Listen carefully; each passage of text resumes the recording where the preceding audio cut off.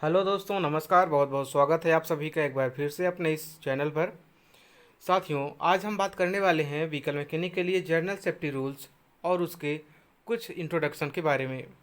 दोस्तों, आज की जो पीडीएफ है वो थोड़ी अच्छी नहीं बन पाई है क्योंकि मेरे लैपटॉप में कुछ ख़राबी आ गई है, जिसकी वजह से मुझे ये काम मोबाइल से ही करना पड़ा था, इसलिए पीडीएफ उतनी अच्छी नहीं बन पाई है। लेकिन हाँ, ये है कि जो इसमें चीज़ें मटेरियल आपको जो इसमें भी प्रोवाइड कराया जा रहा है वो मटेरियल आपको ज़रूर पढ़ना है। और वो मटेरियल हो सकता है कि आपने जो अभी तक जो पिछली इंट्रोडक्शन की क्लासेस पढ़ी थी उससे भी ज़्यादा आपको यह वाली क्लासेस अभी एक हफ्ते तक जो मिलेंगी आपको 31 मई तक, ये आपको ज़्यादा फ़ायदेमंद रहेंगी।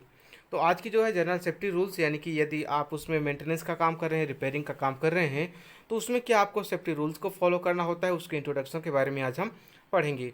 और इस तरह की हर एक स्टेप से एक हफ्ते तक आपको लगातार क्लासेस मिलेंगी। उसके बाद आपको मॉक टेस्ट मिलेंगे। अभी मॉक टेस्ट शुरू करने वाला था मैं, लेकिन अभी इसको मुझे ये ज़्यादा इंपॉर्टेंट लगा, इसलिए मॉक टेस्ट इसके बाद में होंगे आपके। और उसके बाद आपका जो रिवीजन का रहेगा, तो सभी वीडियो 20 मिनट से ज़्यादा की नहीं है। कोई वीडियो 10 मिनट, 15 मिनट, 20 मिनट इतने की ही वीडियो है। तो यदि आप उनको सुबह शाम दो दो वीडियो भी, या दिन में सुबह दोपहर शाम एक एक वीडियो भी आप रिवाइज करते हैं तो आपका 5 दिन में रिवीजन हो जाएगा। और बाकी आप एग्ज़ाम सेंटर पहुँचते पहुँचते, यदि आप ट्रेन वगैरह में हैं, स्टेशन पर हैं, तो भी यदि आप उसको जिस भी वीडियो में डाउट हो उसको आप दोबारा सुन सकते हैं, तो आपका 2-3 बार बहुत ही अच्छे से रिवीजन हो जाएगा। तो फिलहाल आज हम चलते हैं जनरल सेफ्टी एंड रूल्स के टॉपिक्स पर। इसमें हम कुछ एकदम बेसिक सी बातें देखेंगे। आज आपको एकदम बेसिक बातें मिलेंगी, और जैसे जैसे आपकी ये वाली क्लासेस बढ़ती जाएंगी उसमें आपको नए नए मटेरियल आपको मिलते जाएंगे।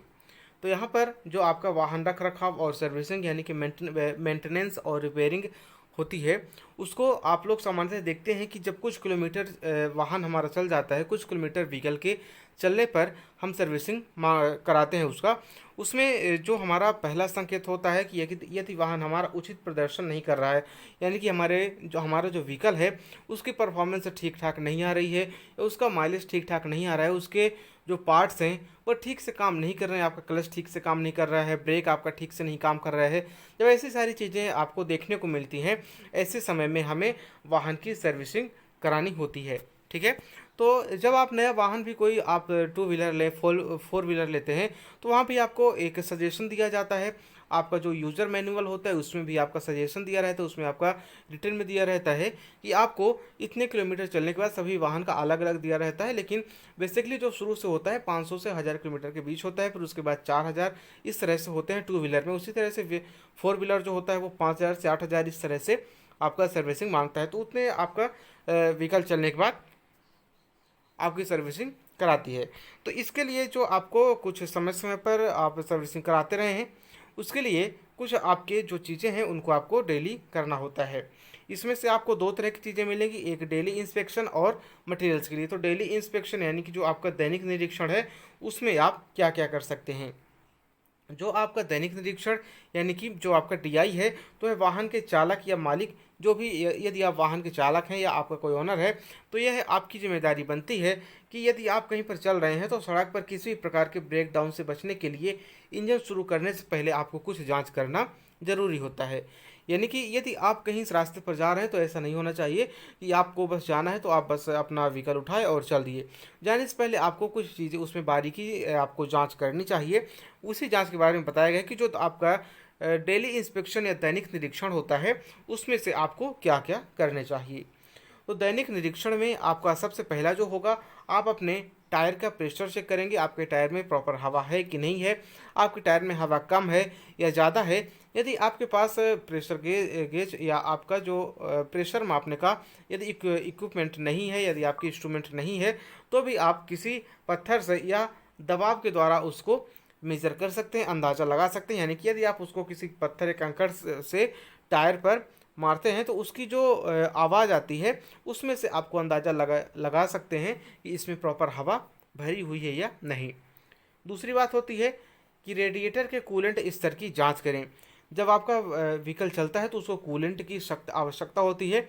यदि कूलेंट सही से काम नहीं करेगा, यानी कि आपका रेडिएटर सही से वर्क नहीं करेगा, तो आपका व्हीकल जल्दी हीट पड़ेगा और वह सही से परफॉर्मेंस नहीं दे पाएगा। हो सकता है कि इंजन भी जाम हो सकता है या ज़्यादा दूर तक गाड़ी नहीं चल पाती है यदि आपका इंजन गर्म होता है। तो यदि कभी भी आप चलते हैं तो चलने से पहले आपको अपने रेडिएटर के कूलेंट स्तर की जांच करनी चाहिए कि क्या आपका रेडिएटर सही से काम कर रहा है या नहीं।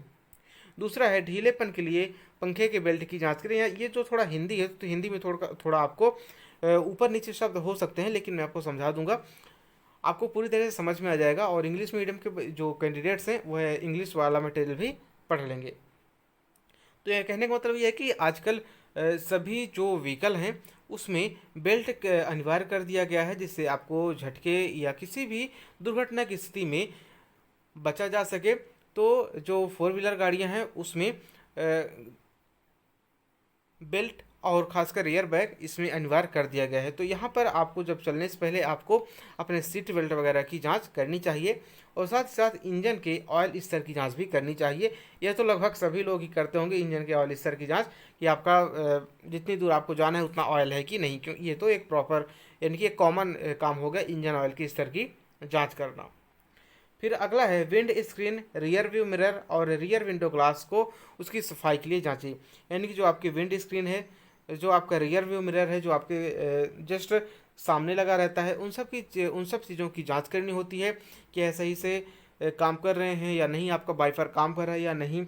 यदि आपका उसमें कोई गंदगी है तो उसको साफ़ सुथरा रखना चाहिए। ये सारी चीज़ें हैं डेली इंस्पेक्शन के लिए, जो कि आपको एक कॉमन सेंस से यदि एक दो चीज़ें इसमें और भी जोड़नी है तो आप उसको अपने कॉमन सेंस से भी जोड़ सकते हैं। फिर अगला आता है मेंटेनेंस चेकअप, यानी कि रख रखाव जाँच। रख रखाव जाँच में है यह आपको लॉन्ग डिस्टेंस के लिए भी यूज में आता है और इसको समय समय पर, यानी कि आपको हफ्ते में, 15 दिन में या 1 महीने में आपको इसको जांचते रहना चाहिए कि हमारी व्हीकल का कहीं कोई पार्ट खराब तो नहीं हो गया है। ठीक है, तो यहाँ पर जो रख रखाव जाँच है तो इसमें कहा गया है कि जब कोई लंबी दूरी की यात्रा की योजना बनाता है तो नियमित जाँच करना आवश्यक होता है या निम्नलिखित जाँच करना आवश्यक होता है। तो मेंटेनेंस के लिए हमें कौन कौन सी जाँच करना आवश्यक होता है, चलिए इसके बारे में हम देखते हैं। मेंटेनेंस में भी हमें तेल के जो स्तर होता है उसको जांचना चाहिए, जो आपका डेली इंस्पेक्शन का भी एक पार्ट है। जो तेल का स्तर होता है इसके लिए एक मेजरमेंट गेज आता है जिसकी मदद से आपको तेल के स्तर को जांचना होता है। बेल्ट का उचित तनाव यह भी आपको बताया जा चुका है ऊपर। सफाई और इलेक्ट्रोलाइट के स्तर के लिए बैटरी के लिए केवल आसुत जल जोड़ें, यानी कि जो आपका बैटरी है उसको सही से, और बैटरी के लॉन्ग लाइफ के लिए आपको केवल आसुत जल या डिस्टिल्ड वाटर का यूज करना चाहिए। यह भी आपको पॉइंट यूज करना चाहिए, इंपॉर्टेंट है कि बैटरी में कौन सा आप जल यूज कर सकते हैं। आपको कई ऑप्शन दे देंगे, साधारण जल, अम्लीय जल, खारा जल या आपका आसुत जल, इस तरह से आपके कई ऑप्शन दे सकते हैं। तो इलेक्ट्रोलाइट के स्तर के जांचने के लिए या बैटरी के जो आपका लॉन्ग लाइफ के लिए उसमें आपको आसुत जल या इसको डिस्टिल्ड वाटर भी कहते हैं, आसुत जल को आपको चेक करना चाहिए।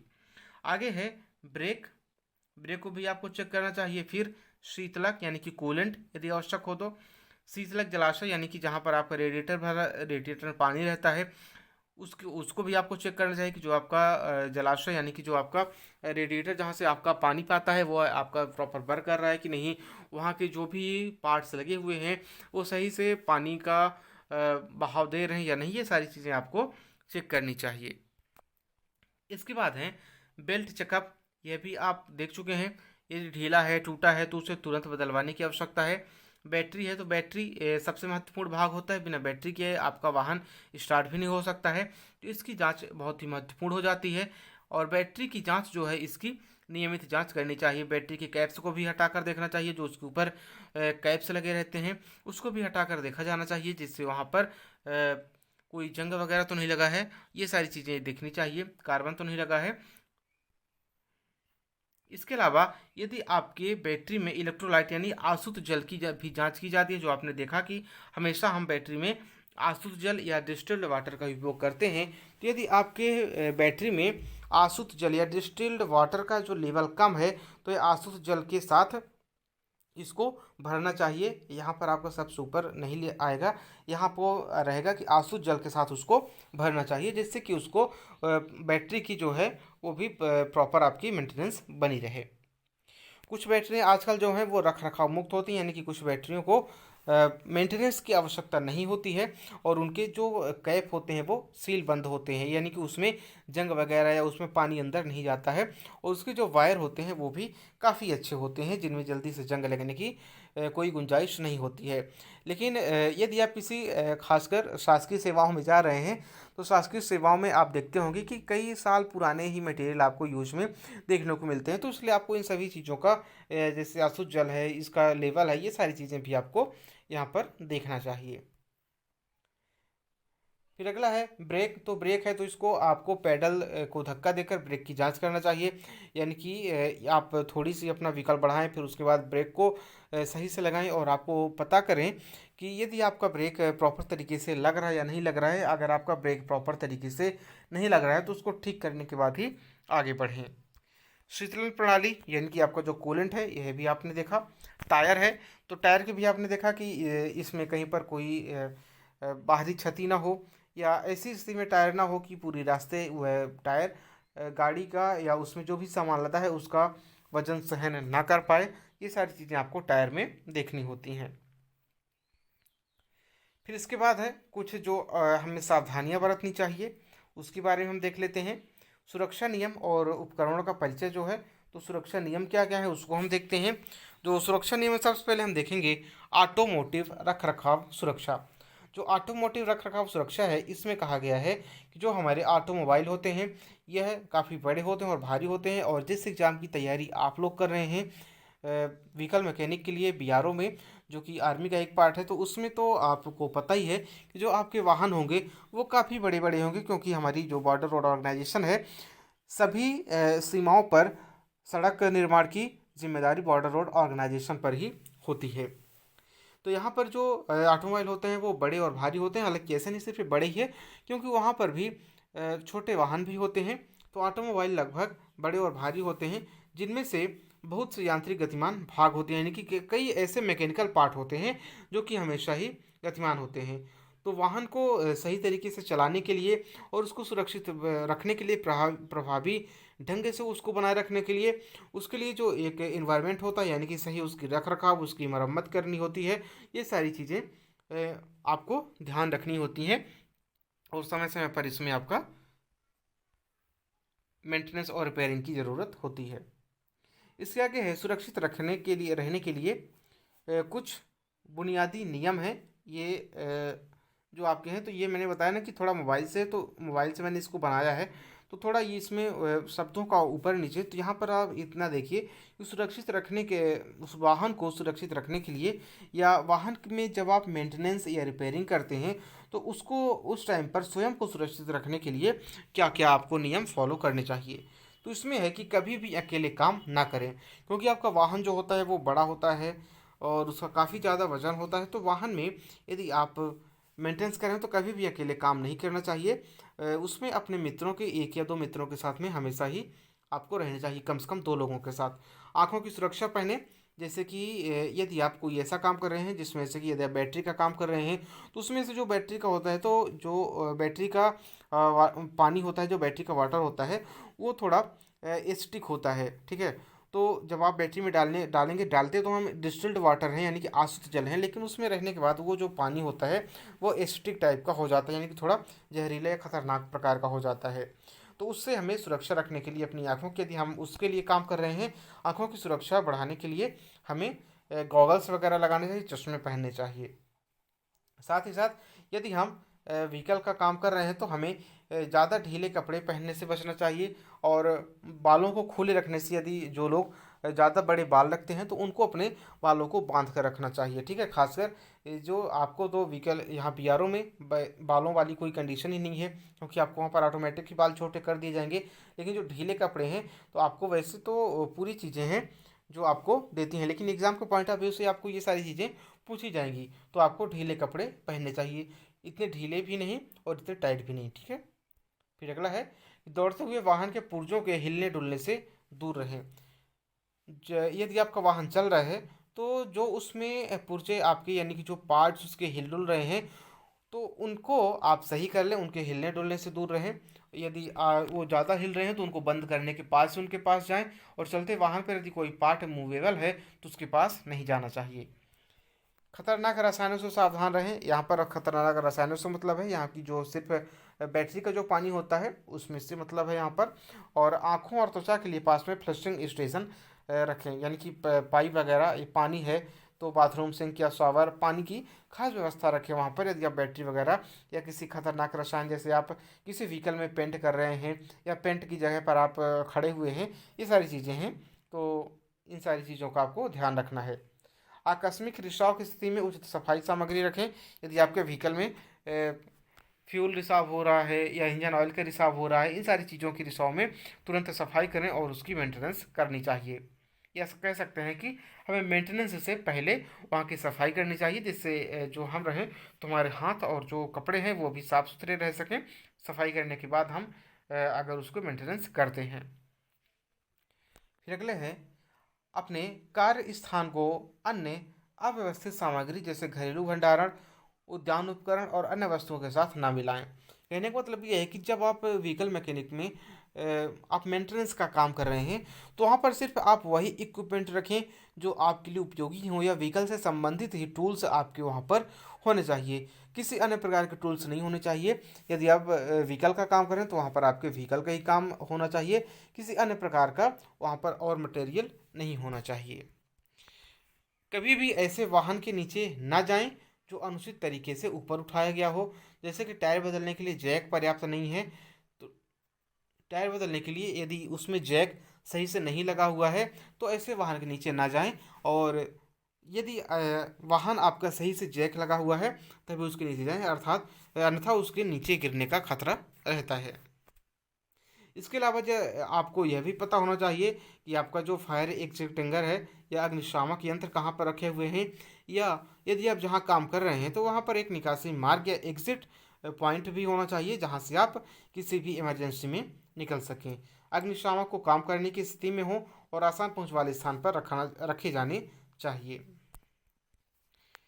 एक आपातकालीन प्रतिक्रिया संख्या को संभाल कर रखें और स्पष्ट रूप से पोस्ट करें जहां अन्य इसे देख सके। कहने का मतलब ये है कि यहाँ पर पोस्ट में पेस्ट करें कि कोई ऐसा नंबर हो या कोई ऐसा इक्विपमेंट रखा हो जो आपातकालीन स्थिति में आपके प्रयोग में आ सकता है, तो उसको किसी ऐसी जगह पर रखें जहाँ पर वो आसानी से दिख जाए और सभी लोगों की पहुँच में भी हो। वहाँ पे यानी कि वहाँ पे जितने भी लोग काम कर रहे हैं उन सबकी पहुँच में होना चाहिए। सड़क किनारे आपात स्थिति या मरम्मत के लिए अपने वाहन में एक आपातकालीन किट रखें। जैसे आप कहीं पर रास्ते में देखते होंगे, रास्ते में कहीं वाहन खराब हो गया या टायर में खराबी आ गई तो वहाँ पर एक स्टेपनी होती है जो उसको बदलते हैं, तो वहाँ पर आपको हमेशा एक अपने पास किट रखनी चाहिए।